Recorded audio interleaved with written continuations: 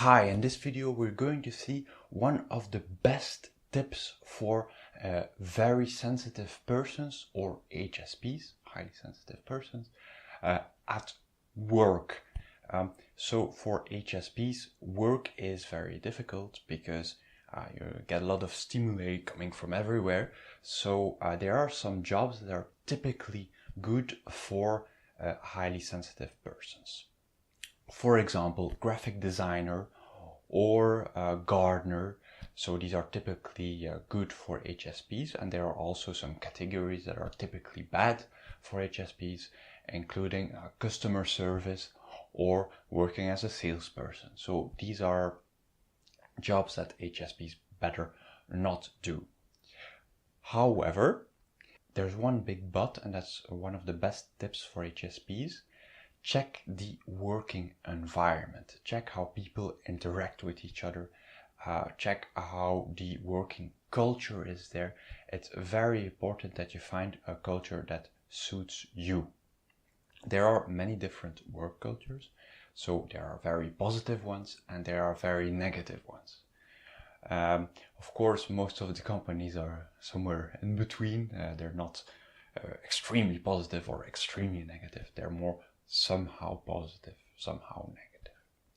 Why is it important for HSPs to be in a positive working environment? Well, because HSPs tend to be much more motivated than non-HSPs by positive working environments. Also, HSPs tend to be much more demotivated in very negative working environments. So they will perform worse than non-HSP. So that's why it's important to check your working environment. So how do you recognize a negative working environment? Well, first of all, the way people say thank you. Is it thank you? Or is it thank you? Do people seem to say thank you only when they think they're obliged to, or is it really a sincere thank you? That's one of the ways. Let's see 6 other ways.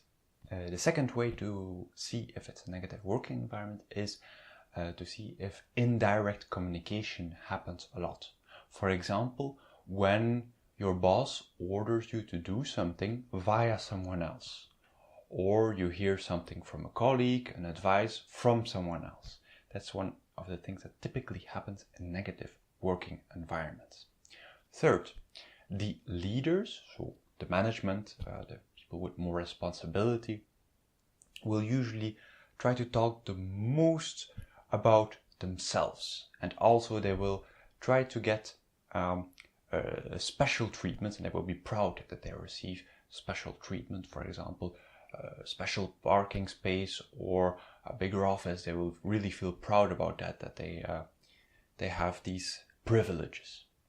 Also, they want to see their name appear everywhere on the website. Number 4, blaming others for your own failures and, going with that, taking credit for other people's successes. So if you do something really good and your boss says, well, I did it, and then you're like, no, I did it. And then your boss says, well, it happened under my supervision, so I did it. So that's something that happens, unfortunately, a lot in those working environments. What also happens is that promotions are not celebrated, so you'll be surprised. Okay, you passed your probation period. Well, nobody congratulated the person, it just happened. Number 6 is that people complain a lot about others, about everything, but not to the right person. For example, if they have a conflict with someone, they start complaining about it with other people and not the person concerned. Number 7 is that people try to micromanage you. And what does that mean? It means that they try to be your boss even though they're not your boss. So they give advices and they start checking your work, whereas it's not their job to check your work. So these are 7 characteristics.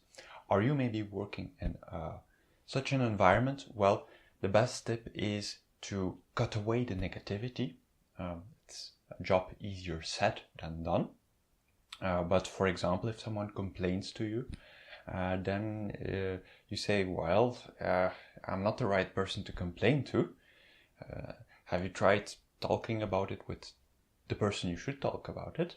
And then that person will of course say, yes, I tried, but he or she is not listening, blah, blah, blah, blah, blah, blah. And then you say, well, it's not my responsibility to solve it, so solve it yourself. And please, when you have complaints about other persons, talk about it with other persons, not with me. So that's a good way. Also try to remain positive yourself. And if it's a structural thing, if you can't do anything about it, well, it's better to look for another job. And here's some other tips when you're looking for another job. Usually that happens with an interview, so you get to know the people you will be working for, maybe. And then it's very important to ask the right questions. For example, your future boss, you ask, how do you motivate the people working for you? And if that boss is like, I never thought about that, or they feel uncomfortable with that, then you already know there's something fishy going on here. Or you could also ask, is it nice working here? It may seem a very silly question, but for HSPs it's a really important one. I mean, you're going to pass there 8 hours a day, every working day of the week, which is a lot. It might even be more than the time you spend at home. So it's important that it's a nice environment. Again, if they're like, what kind of a question is that? Or they answer, well, it's very stressful, there's a lot of tight deadlines. Well, then you know it's not that kind of job that you want. A third question to ask is, do you like your job? And for many persons that may seem obvious. Yeah, sure, I like the colleagues and so on. And if they ask in that way, then you know it's a good working environment. Also, if you're at reception waiting for the interview, you can always ask the receptionist, well, how is it to work here? Are you happy with your work? And that receptionist will look at you like, what is this about? And then you can say, well, I like to work in a nice working environment. And then you can also check that receptionist's reaction. So I really hope that it helps you finding a right working environment. Even for typically HSP jobs, it can be horrible to work. For example, if you're a graphic designer and there's a lot of pressure and people are not nice and, well, all the characteristics of the negative working environment apply, well, then you know, this is not a place for me. However, it can also be that non-HSP jobs, like working in customer service, there's a great atmosphere, it can really suit you. So it's very important as an HSP to pick the right working environment. So good luck in finding your good working environment, and if you have any questions, just put a question in the comments there below.